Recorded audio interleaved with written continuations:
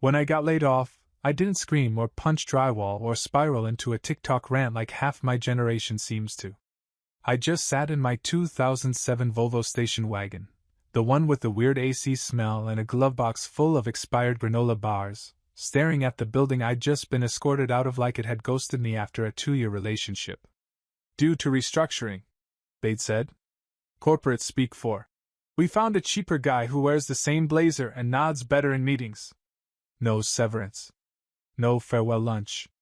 Just a white cardboard box, an awkward pat on the back from Brenda in HR, and the world's most indifferent security guard named Kenny who couldn't remember my name but definitely enjoyed swiping my badge.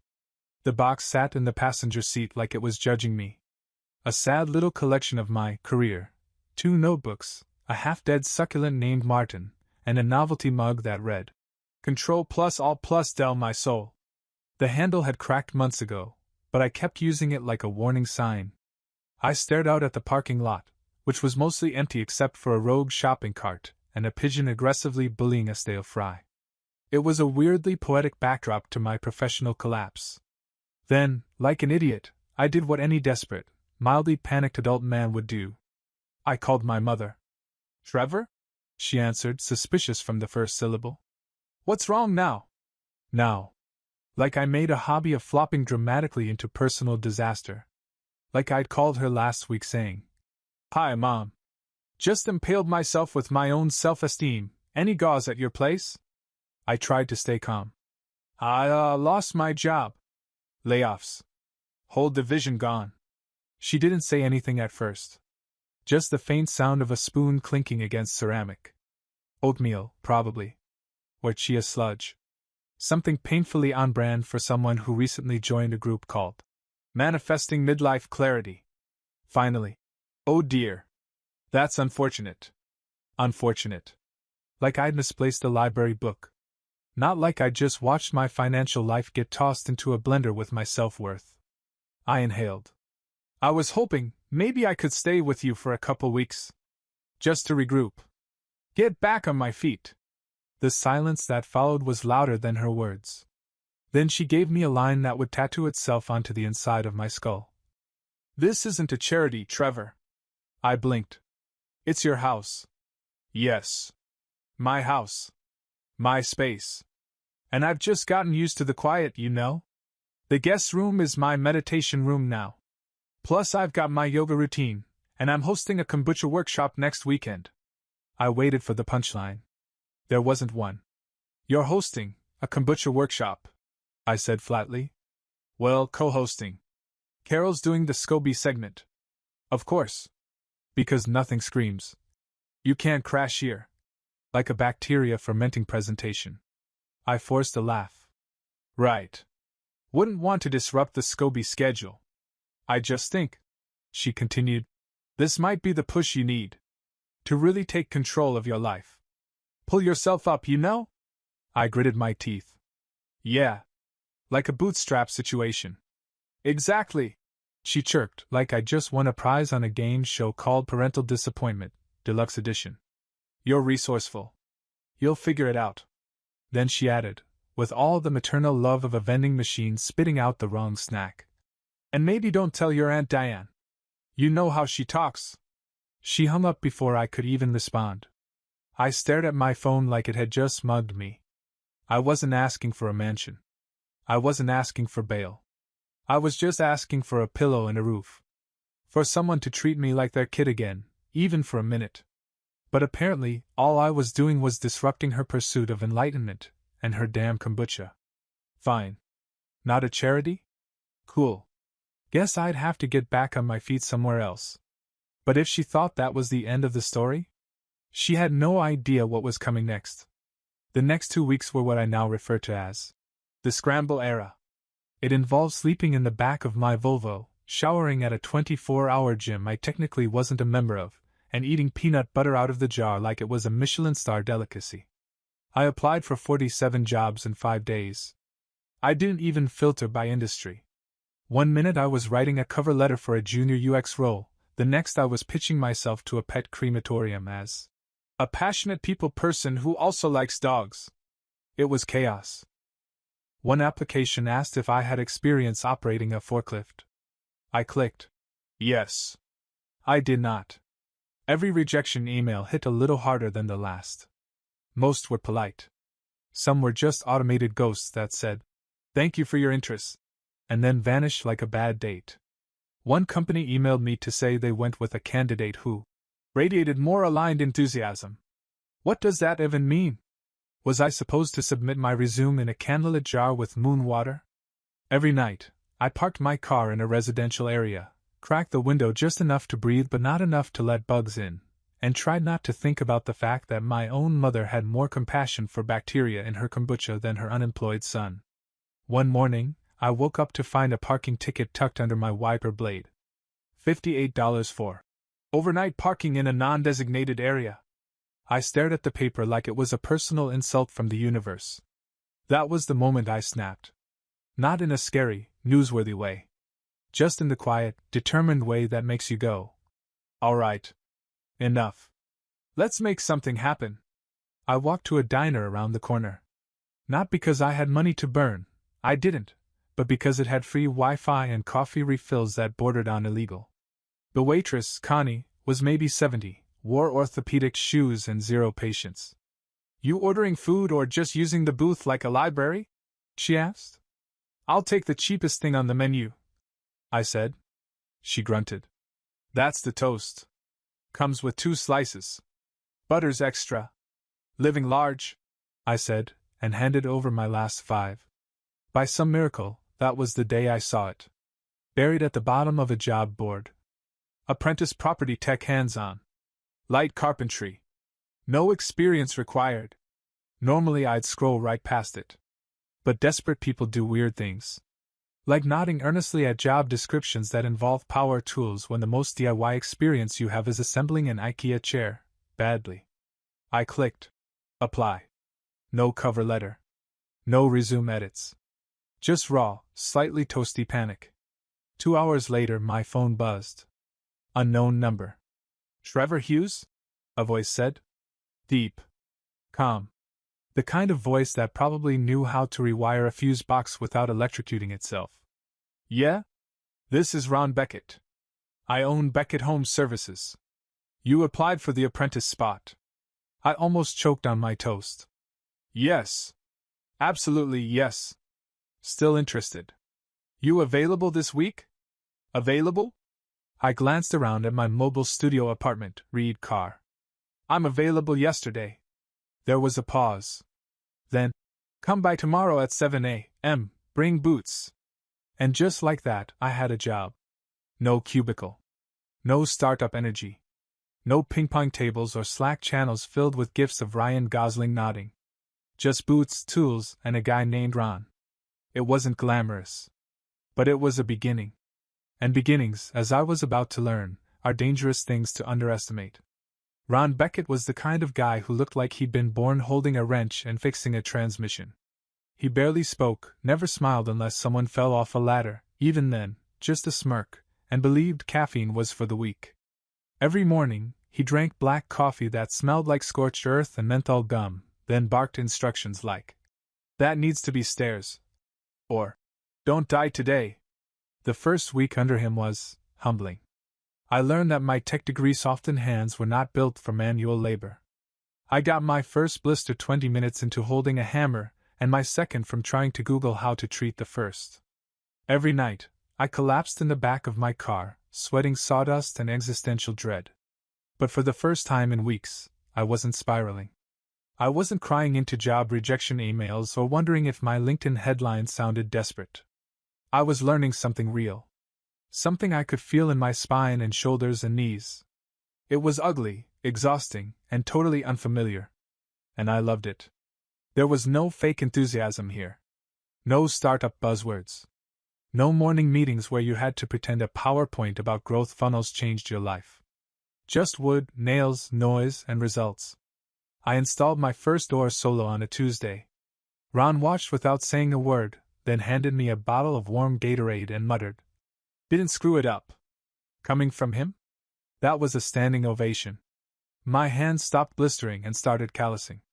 I carried a measuring tape everywhere like I'd been born with it on my belt. I even started sleeping with less tension, which is a huge deal when your mattress is a folded hoodie and a yoga mat in the back seat of a Volvo. 3 weeks in, Ron handed me a clipboard with an address and said, "You're leading this one." My eyebrows shot up. "Me? You're not completely useless anymore," he grunted. "Call it a promotion." I looked down at the clipboard and froze.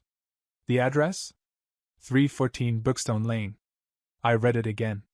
My heart dropped into my boots.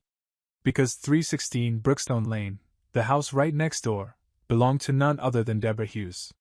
My kombucha-sipping, yoga-mat-hoarding mother. "You good?" Ron asked. "Yeah," I said slowly. "Just surprised." "You allergic to the neighborhood or something?" "No," I muttered. "Just emotionally scarred by it." He shrugged. "Well, don't bleed on the drywall. The place is a wreck." That was putting it mildly. I drove up the next morning at 6:42 a.m., trying not to hyperventilate. There it was. 314 Brookstone. Chipped siding. A downspout held on with duct tape. A lawn that looked like it had been growing wild since the Bush administration. And next door, as expected, my mother's house stood in Pinterest perfect condition. Rose bushes in formation. Wind chimes. A porch sign that read, "Gratitude lives here," which felt increasingly ironic. I stepped out, tried not to overthink it, and hauled my toolbox inside. But not before glancing at her living room window, just for a second. I knew she saw me. Or would. I didn't need confirmation. The work was brutal. The kitchen had mold. The bathroom tiles were held together by prayer. I gutted cabinets with the kind of vengeance you can only summon from years of suppressed rage and unsent therapy texts. And still, it felt good. Better than good. Because here I was, doing something useful, steps from the person who once said, "This isn't a charity." Now I was the one with a clipboard. And she was about to get the show of her life. By week 2 of working at 314 Brookstone, the neighborhood had officially taken notice. It started with long glances from the dog walkers. Then came the drive-bys, slow rolls from minivans whose drivers suddenly discovered their turn signals didn't work while they stared at me hauling lumber across the front lawn like I was in a home renovation show no one asked for. And then came the real fun, Diane. 65 years old. A retired schoolteacher with a titanium hip and a telescope-grade pair of binoculars. She lived across the street and knew everything before it happened. If a raccoon blinked on your roof, Diane was texting someone about it. She waddled over one morning while I was ripping out flooring, hands on hips, eyes narrowed. "You fixing this place up?" I wiped my forehead. "Unless someone else has been stealing my tools and doing it secretly overnight." She snorted. "Not bad work for a kid. What are you, 25? 29. Still a kid. What's the plan? Flip it? Rent it? Sell it to those yuppies with the food truck?" I shrugged. "Just fixing it. I work for Beckett Home Services." Oh, Ron's boy. That's what I'd become. Ron's boy. Could have been worse.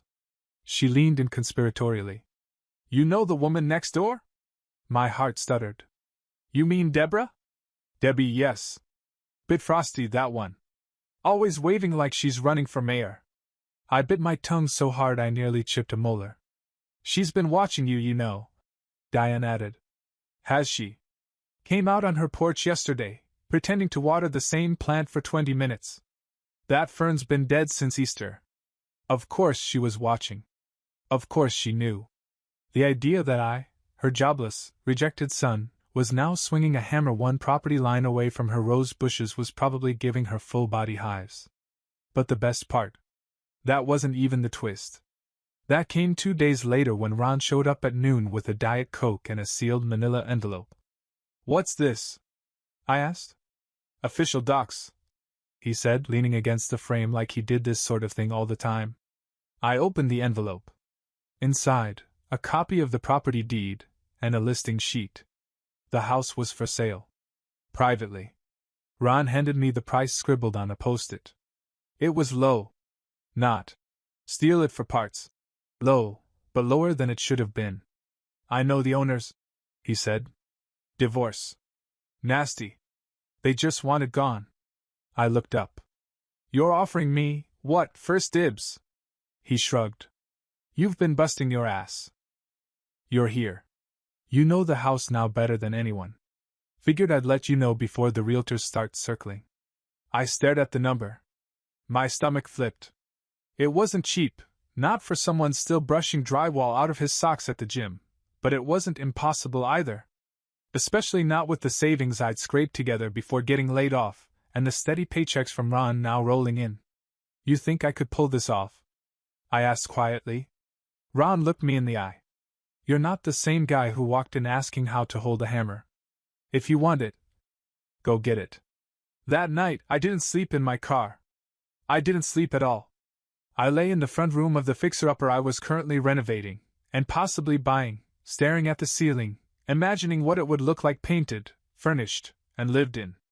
Mine. And if I bought it, that would make me my mother's neighbor. The sale closed on a Thursday.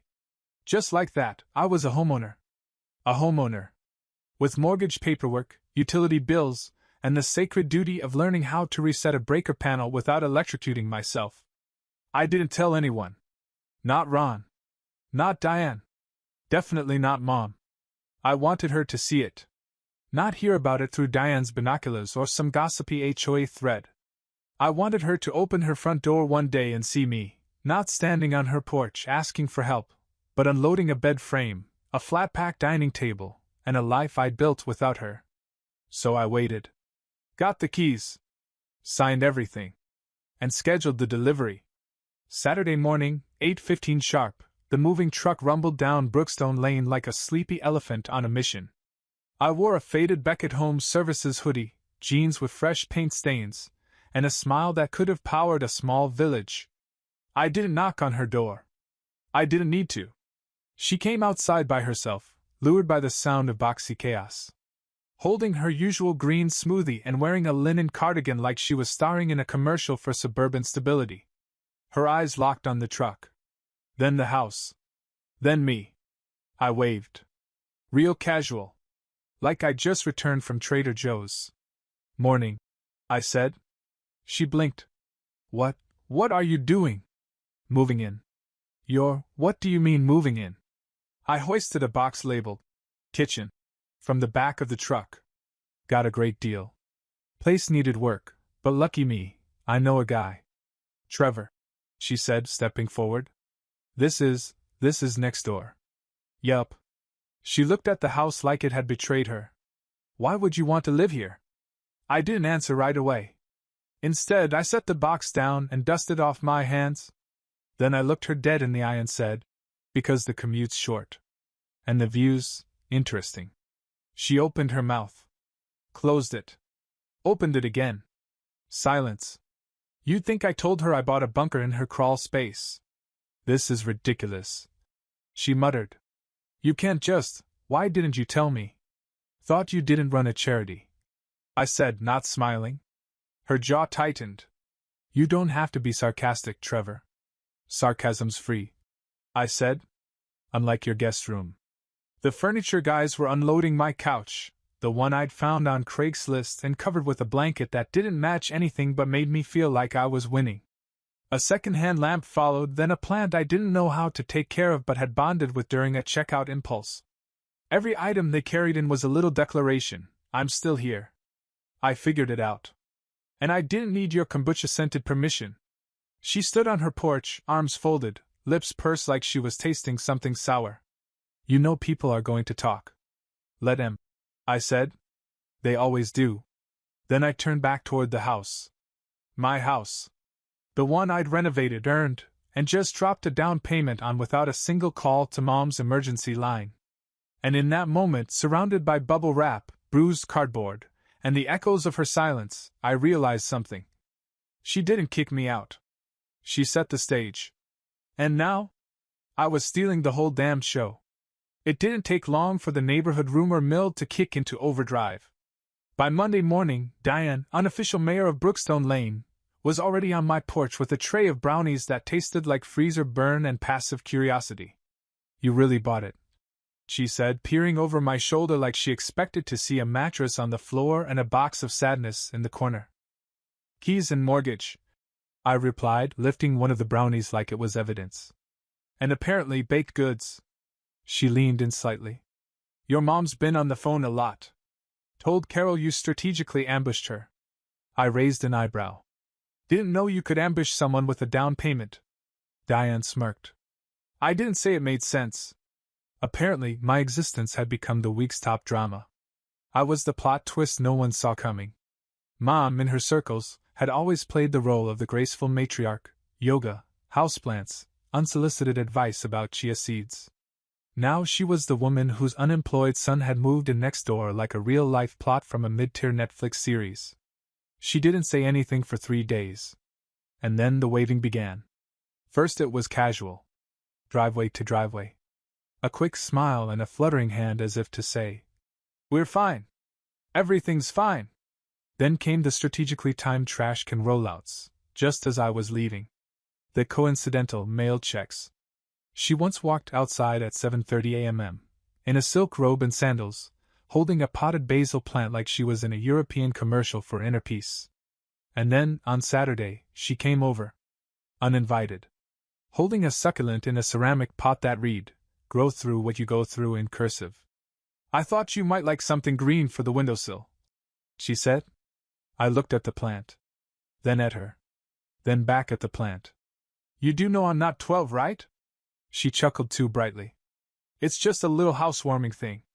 "Thanks," I said, stepping aside to let her in, more out of reflex than generosity. She looked around, eyes scanning the modest furniture, the paint job, the half-unpacked boxes, and I swear, her nose twitched. Like she wanted to approve but couldn't quite bring herself to admit I had made something functional.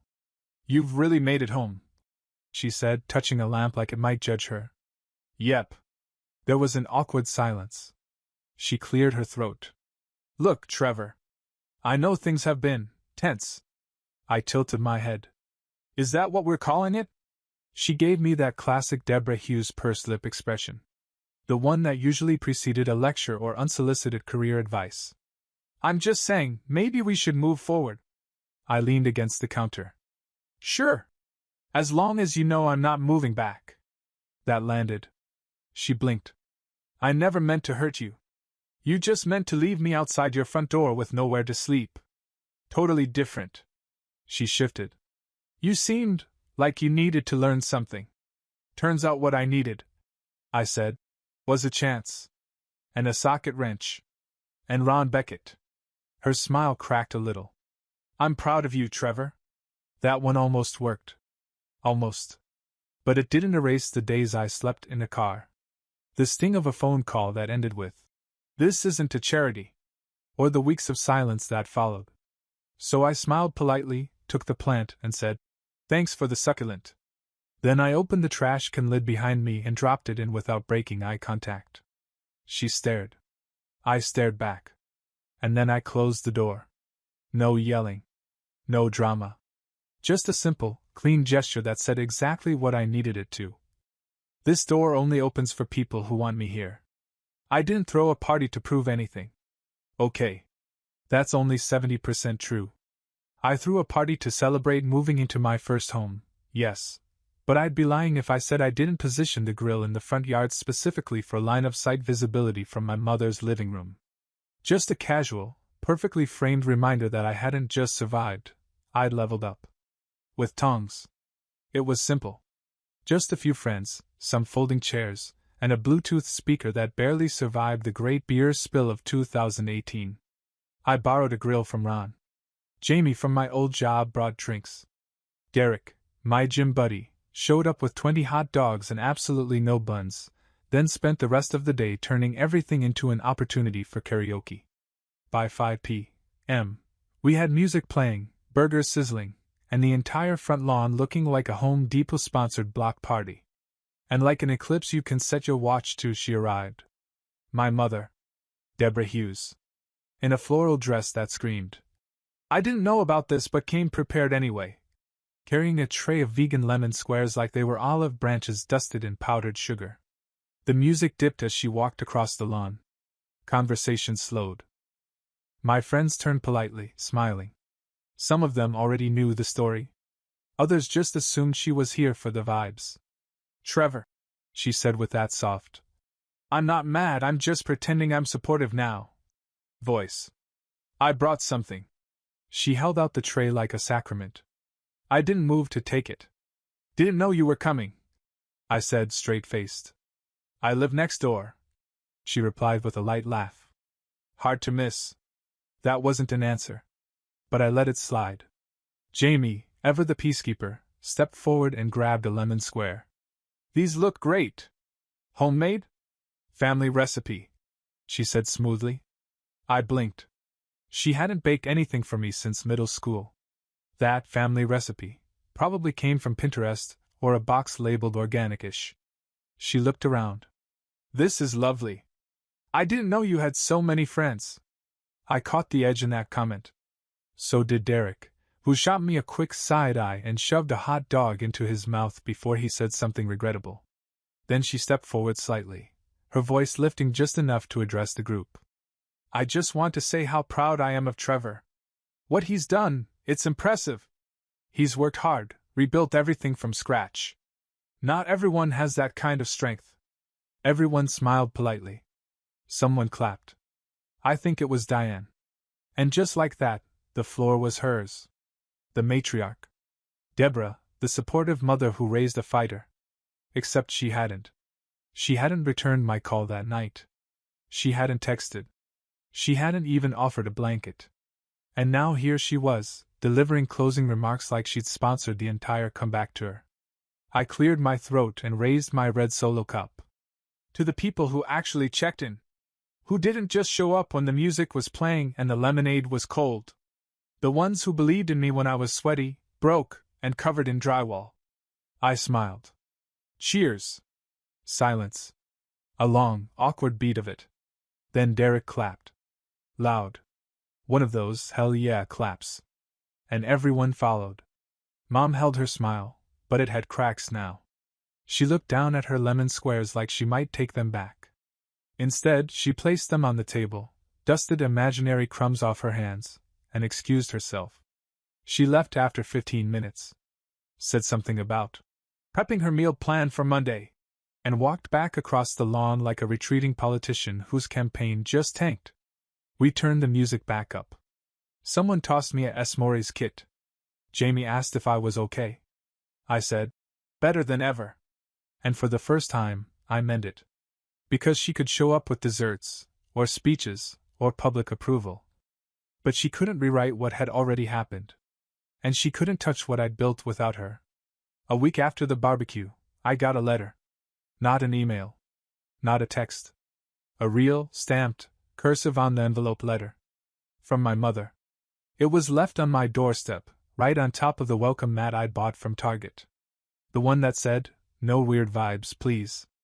I stood there for a second, just staring at it. Then I took it inside, made myself coffee, and opened it. Inside was one paragraph. I know things between us haven't been perfect. I still don't agree with how you've handled everything, but I respect that you've made your own way. I hope, eventually, we can talk about all this. Mom. That was it. No apology. No. I'm sorry for leaving you in your car. No. I should have been there. Just, eventually. Eventually. The kind of word people use when they still want to control the timing. When they haven't quite realized they already missed the moment. I put the letter down and looked around my living room. The walls were still half painted. My couch had a spring that made a weird noise when you sat too hard on the left side. I hadn't figured out how to fix the leaky faucet yet. But it was mine. Every imperfection. Every corner I'd patched.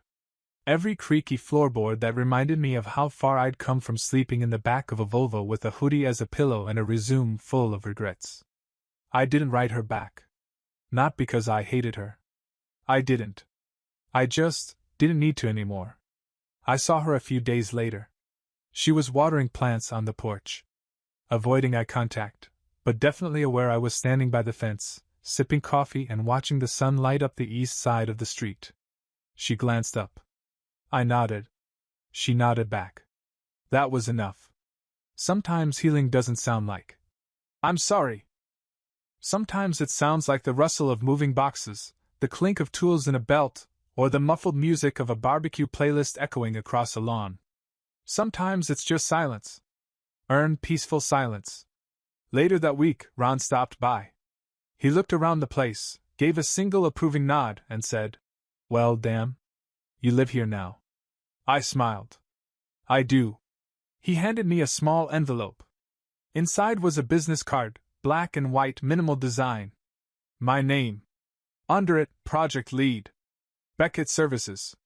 "You've earned it," he said. "Clients like you. You get it now." I looked at the card for a long time. Not because of the title. Because for once someone saw me and gave me the thing I'd spent years begging for. A real shot. Not pity. Not permission. Just belief. Later that night I stood on my porch. Same one I helped rebuild. Wind chimes from Mom's porch rang faintly in the distance. I sipped from my chipped mug, not the Control Plus Alt Plus Del one. A new one. This one read, "Property of the guy who figured it out anyway." I smiled.